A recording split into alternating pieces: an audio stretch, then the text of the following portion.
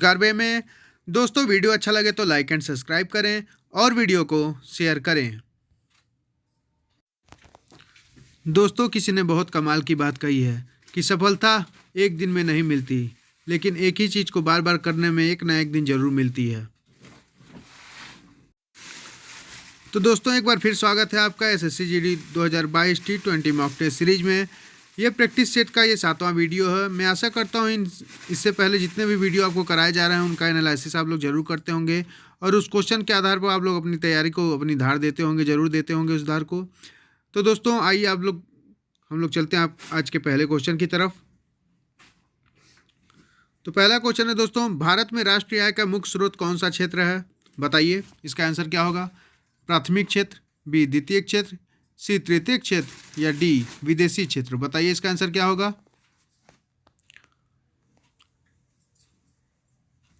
तो दोस्तों पहले इसका आंसर अगर आज से 2-3-4 साल पहले अगर इसका आंसर अगर पूछता है पेपर में इसका आंसर, तो इसका आंसर ए होता।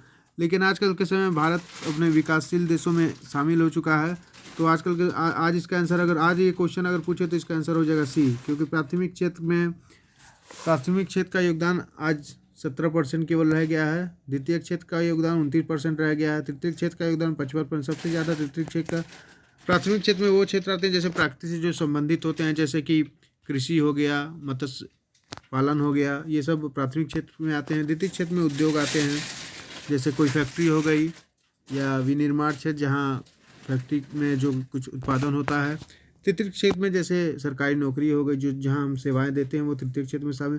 तो आज तक सबसे बड़ा रोल इंडिया में तृतीय क्षेत्र का ही है, तो यही है राष्ट्रीय आय का मुख्य स्रोत भारत में, यही है आजकल। तो दोस्तों इसका आंसर हो जाएगा ऑप्शन सी।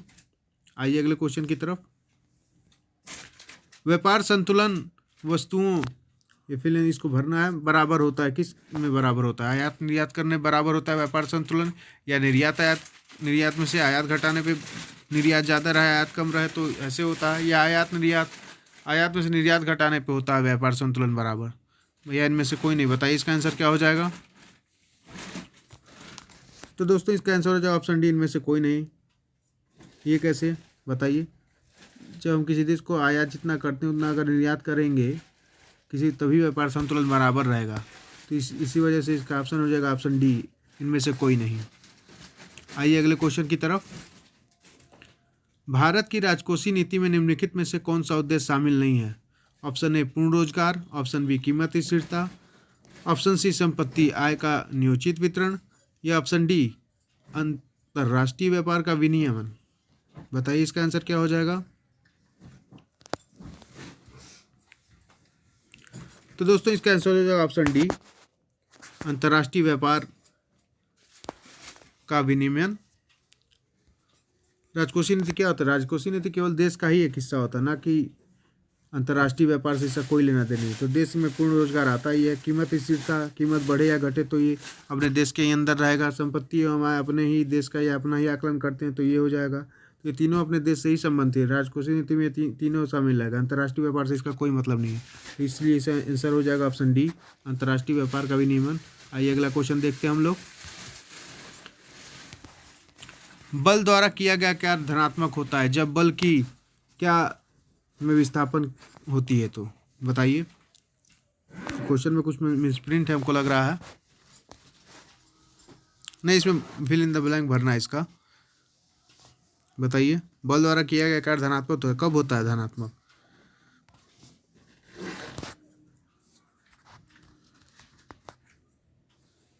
ये होगा नहीं। ऑप्शन बी दिशा, ऑप्शन सी ए सी दिशा। दोस्तों बल की दिशा में जब विस्थापन होता है तब बल का कार्य धनात्मक होता है। बल की दिशा में जैसे कोई वस्तु है, जब तक उस पर बल ना लगाएं तब तक उसमें विस्थापन कहाँ से होगा? होगा ही नहीं। और बल का मात्रक बताइए आप लोग। बल का मात्रक न्यूटन होता है। बल कौन सी राशि है? सदिश है अदिश, तो बल सदिश राशि है। विस्थापन भी एक सदिश राशि है। आइए अगला क्वेश्चन हम लोग देखते हैं। NaCl किसका रासायनिक सूत्र है? बताइए। बहुत ही इंपॉर्टेंट क्वेश्चन है, हर परीक्षा में लगभग पूछता है ये क्वेश्चन। बताइए। ऑप्शन ए अमोनिया, बी पानी, या ऑप्शन डी चीनी। बताइए। तो दोस्तों NaCl किसका होता है रासायनिक सूत्र? तो ये होता है नमक का, साधारण नमक का सूत्र होता है ये NaCl। अमोनिया का रासायनिक सूत्र बताइए, तो NH3 होता है। अमोनिया का पानी का H2O। चीनी का क्या होता है? ये भी बहुत इंपॉर्टेंट हो, ये भी बहुत बार परीक्षा में तो इसका था C12 H22 एंड O11। इसका रासायनिक सूत्र हो जाएगा। अमोनिया गैस कहाँ प्राप्त होती है? जैसे कि हम ही लोग अपना यूरिन जहाँ पेशाब वसाब ज़्यादा करते हैं, जहाँ शौचालय होता है, तो वहाँ देखेंगे आप लोग अमोनिया की वजह से वहाँ की दीवारें ख़राब हो जाती हैं। या फिर जीव जंतु जहाँ सड़े गले मिलते हैं उन स्थानों पर इसकी अधिकता सबसे ज़्यादा देखी जाती है अमोनिया गैस की, सड़े गले स्थानों पे। आइए अगले क्वेश्चन की तरफ हम लोग बढ़ते हैं। कौन एक लिंगी पुष्प होता है बताइए? पपीता, सरसों, गुड़हल, सूरजमुखी। दोस्तों सरसों भी द्विलिंगी है, गुड़हल भी द्विलिंगी है, सूरजमुखी भी। तो दोस्तों इसका ऑप्शन आंसर हो जाएगा पपीता, ऑप्शन ए। ये एक लिंगी पुष्प होता है। इसके अलावा एक लिंगी पुष्प में आता है जैसे कि गेहूँ, धान, केला, मक्का, ये सब एक लिंगी पुष्प है। और इसके अलावा हो जाएगा आम, द्विलिंगी पुष्प में आम, जामुन, चना, ये सब द्विलिंगी पुष्प में आता है। आइए अगला क्वेश्चन। मलेरिया से प्रभावित होने वाला अंग कौन सा है बताइए? ये भी बहुत बार परीक्षा में पूछता है। हृदय प्रभावित होता है, या फेफड़ा, या गुर्दा, या प्लीहा, तिल्ली। तो दोस्तों हृदय तो होगा ही नहीं। हृदय तो जब BP ऊपी होता है तो तब हृदय में वो होता है, या शुगर जिसको होता है उसका भी हृदय में कुछ प्रॉब्लम होता है। फेफड़ा, क्या फेफड़ा होगा बताइए? या गुर्दा होगा, या प्लीहा होगा? बताइए इसका आंसर। तो दोस्तों इसका आंसर हो जाएगा प्लीहा, तिल्ली। प्रभावित होता है मलेरिया से। गुर्दा किससे प्रभावित होता है? तो ये होता है मधुमेह, यानी शुगर की जिसको बीमारी होती है उसका गुर्दा प्रभावित होता है। फेफड़ा निमोनिया जिसको हो जाता है, या फिर TB का रोग, या TB मतलब क्षय रोग जिसको होता है उससे फेफड़ा प्रभावित होता है। अगला क्वेश्चन आइए हम लोग देखते हैं। किस राज्य में रज महोत्सव मनाया जाता है बताइए इसका आंसर? छत्तीसगढ़, असम, C उड़ीसा, या D राजगढ़ झारखंड। बताइए इसका आंसर। छत्तीसगढ़ में कौन सा पर्व मनाया जाता है बताइए आप लोग? छत्तीसगढ़ में एक पर्व होता है हरेली, मनाया जाता है। असम में, असम का सबसे फेमस है बिहू। और कौन सा असम में? अबुबाची मेला जो लगता है असम में। उड़ीसा में पुरी मेला, जगन्नाथ मेला, रथ यात्रा मेला भी होता है उड़ीसा में। राजा परवा मेला भी उड़ीसा में होता है। झारखंड में कौन सा पर्व मनाया जाता है? कमेंट बॉक्स में हम लोग बताएंगे। तो दोस्तों किस राज्य में रज महोत्सव मनाया जाता है? तो उसका ऑप्शन हो जाएगा D ऑप्शन। रज महोत्सव उड़ीसा में मनाया जाता है। अगला क्वेश्चन आइए हम लोग देखते हैं। किस राज्य की पुलिस ने 2022 में सर्वोच्च वीरता पदक प्राप्त किया है बताइए इसका आंसर क्या हो जाएगा? उत्तर प्रदेश ने प्राप्त किया है, पंजाब ने, या जम्मू कश्मीर, या महाराष्ट्र ने? बताइए। तो दोस्तों इसका आंसर हो जाएगा ऑप्शन C, जम्मू कश्मीर ने प्राप्त किया। महाराष्ट्र ने सब सुशासन सूचकांक में सबसे पहले नंबर पे था महाराष्ट्र। उत्तर प्रदेश को झांकी को इस गणतंत्र दिवस के मौके सर्वोच्च झांकी का पुरस्कार मिला अयोध्या, वहाँ पे जो प्रदर्शनी की गई थी। अगला क्वेश्चन आइए हम लोग देखते हैं। किसे मनरेगा लोकपाल नियुक्त किया गया है? करंट का क्वेश्चन है, बताइए। सुरेंद्र जोशी, NJ ओझा, दिनेश चौधरी, या प्रियंका अग्रवाल? ये पूछा भी हुआ है क्वेश्चन में, अभी हाल ही के एग्जाम में पूछा था। SSC आई थिंक AW वो वाले एग्जाम में जो पूछा था, हेड कांस्टेबल वाले। तो दोस्तों इसका आंसर हो जाएगा NJ ओझा, ऑप्शन B। अगले क्वेश्चन की तरफ आइए हम लोग बढ़ते हैं। वर्धमान महावीर ने परिनिर्वाण कहाँ प्राप्त किया बताइए? पावा में, सारनाथ में, वैशाली में, या कुशीनगर में? तो दोस्तों इसका आंसर हो जाएगा पावा में। अगर पूछता है बुद्ध जी ने परिनिर्वाण कहाँ, तो कुशीनगर में बुद्ध जी ने किया था। सारनाथ में बुद्ध जी ने पहला अपना वो दिया था, क्या उपदेश दिया था। कुशीनगर देखिए दिया भी हुआ है यहाँ पे। तो दोस्तों आइए कुछ जान लेते हैं महावीर के बारे में हम लोग। सबसे पहले तो महावीर के बचपन का नाम क्या था? महावीर के बचपन का नाम वर्धमान था। इनके पिता का नाम क्या था? महावीर के पिता का नाम क्या था बताइए आप लोग, कमेंट में इंतजार कर रहा हूँ। दोस्तों किसी का भी कमेंट अभी आया नहीं रहा है। वर्धमान, तो वर्धमान के पिताजी का नाम सिद्धार्थ था। इनकी माता का नाम क्या था? यशोदा था। इनकी एक बेटी थी प्रियदर्शनी। दोस्तों ये 30 वर्ष की अवस्था में जब ये वन को जाते हैं अपने शिक्षा ग्रहण करने की, तो अपने भाई नंदीवर्धन से इन्होंने आज्ञा प्राप्त की थी और रिजुपालिका नदी के किनारे इनको ज्ञान की प्राप्ति हुई थी, साल वृक्ष के नीचे। तो दोस्तों महावीर की जाने में हम लोग, और सबसे पहले इनका प्रतीक चिन्ह क्या था महावीर जी का? तो इनका प्रतीक चिन्ह था सांड, अगर पूछता है तो। जैन धर्म से संबंधित थे, 24वें तीर्थकर थे ये जैन धर्म में। पहले तीर्थकर कौन थे मैं बता चुका हूँ प्रीवियस में आपको। तो पहले तीर्थकर थे ऋषभदेव, जिनका प्रतीक चिन्ह था सांड, और महावीर जी का प्रतीक चिन्ह क्या था? सिंह था। आइए अगला क्वेश्चन हम लोग देखते हैं। दिल्ली सुल्तान का शासक कब प्रारंभ हुआ? बताइए इसका आंसर। तो दोस्तों इसका आंसर हो जाएगा 1206। ये तो बहुत ही बार क्वेश्चन पूछा गया है। 1206 से लेके 1290 तक दिल्ली सल्तनत का काल चला था। इसके बाद से मुगल, नहीं इसके 1206 नहीं था, 1500 आई थिंक दिल्ली गुलाम वंश का 1290 तक चला था, और दिल्ली सल्तनत का तो 1526 तक चला था। इसके बाद गुलाम वंश आ गए थे। तो बताइए दिल्ली सल्तनत जो था इसमें एक महिला हुआ करती थी, सुल्तान हुआ करती थी। उनका नाम था रजिया सुल्तान। ये बहुत बार क्वेश्चन पूछा कि एक महिला सुल्तान कौन हुआ? था रजिया सुल्तान थी। आइए अगले क्वेश्चन की तरफ। दिल्ली सल्तनत का अगर पूछे कि अंतिम शासक कौन था, तो इसका अंतिम शासक था शमसुद्दीन कैमूर था इसका अंतिम शासक। आइए अगले क्वेश्चन की तरफ।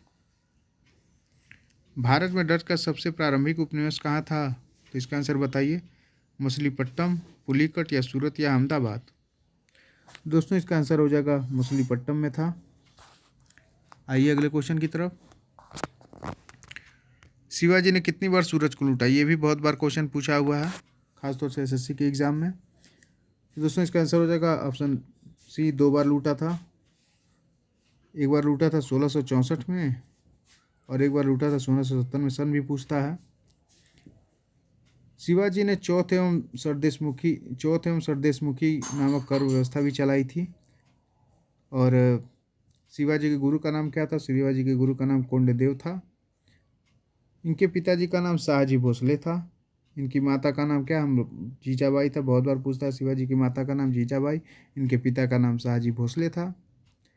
काशी जी ने किससे शिक्षा प्राप्त की थी? इनका राज्याभिषेक कौन किया था? तो काशी के जो सबसे बड़े विद्वान माने जाते थे उस समय के गंगा भट्ट, तो उन्होंने इनका राज्याभिषेक किया था, गंगा भट्ट जी ने। और इनके मंत्रिमंडल का नाम क्या था? शिवाजी के अष्टप्रधान कहा जाता था। इनके मंत्रिमंडल को अष्टप्रधान नाम से पुकारते थे। आइए अगले क्वेश्चन की तरफ। सिखों का अंतिम गुरु निम्न में से कौन था? बताइए। अर्जुन देव, तेग बहादुर, या गुरु गोविंद सिंह, या गुरु अंगद देव। बताइए। तो दोस्तों सिखों के अंतिम गुरु थे गुरु अर्जुन देव। ये 10वें नंबर के गुरु थे। सॉरी ये 5वें नंबर के गुरु थे।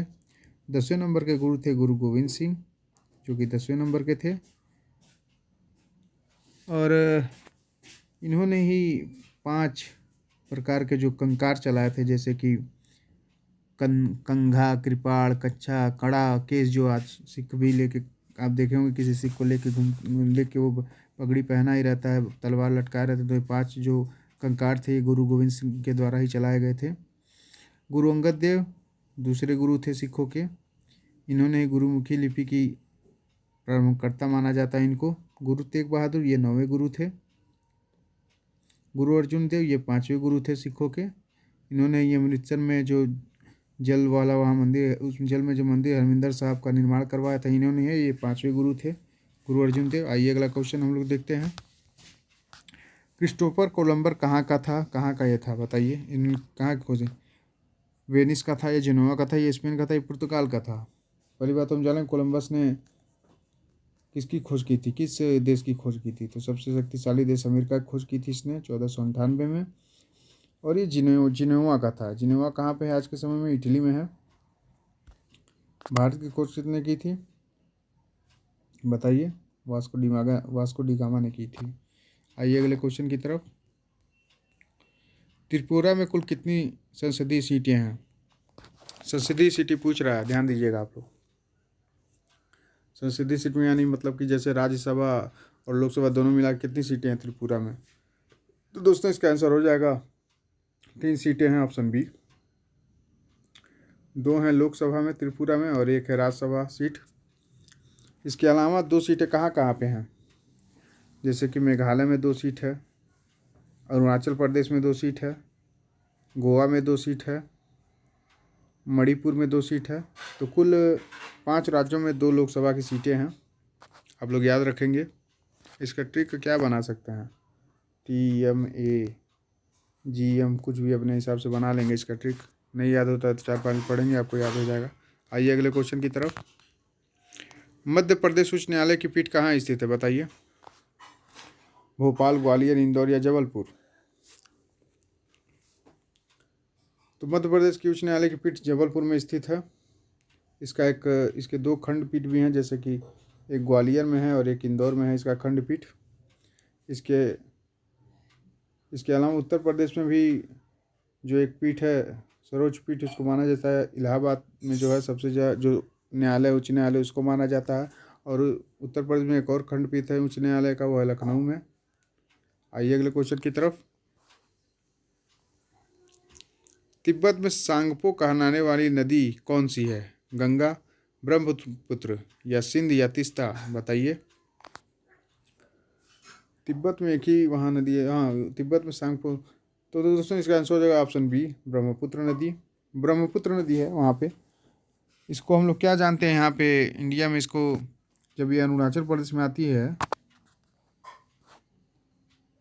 जब ये अरुणाचल प्रदेश में आ जाती है तो इसको किस नाम से जानते हैं हम लोग? बताइए। दिहांग नाम से जानते हैं अरुणाचल प्रदेश में जब ये प्रवेश करती है तो। और जब ये वहाँ जाती है बांग्लादेश में जाती है तो इसको किस नाम से जानते हैं हम लोग? जमुना के नाम से जानते हैं। और गंगा और ब्रह्मपुत्र का जब मिलन हो जाता है बांग्लादेश में तो इसको मेघना नाम से जानते हैं। और असम में इसका नाम यही है, असम में इसका नाम ब्रह्मपुत्र नदी से जानते हैं। असम में, भारत में असम में ब्रह्मपुत्र नदी को ब्रह्मपुत्र नदी के नाम से जानते हैं। अरुणाचल प्रदेश में दिहांग नाम से जानते हैं और इसका उद्गम होता है मानसरोवर से। आइए अगले क्वेश्चन की तरफ और लास्ट क्वेश्चन हम लोग देखेंगे। एशिया और उत्तर अमेरिका किसके द्वारा पृथक होते हैं? बताइए। तो दोस्तों इसका आंसर बास जलडमरू या बी डोवर जलडमरू या सी बेरिंग जलडमरुमध्य या डी कुक जलडमरुमध्य? बताइए।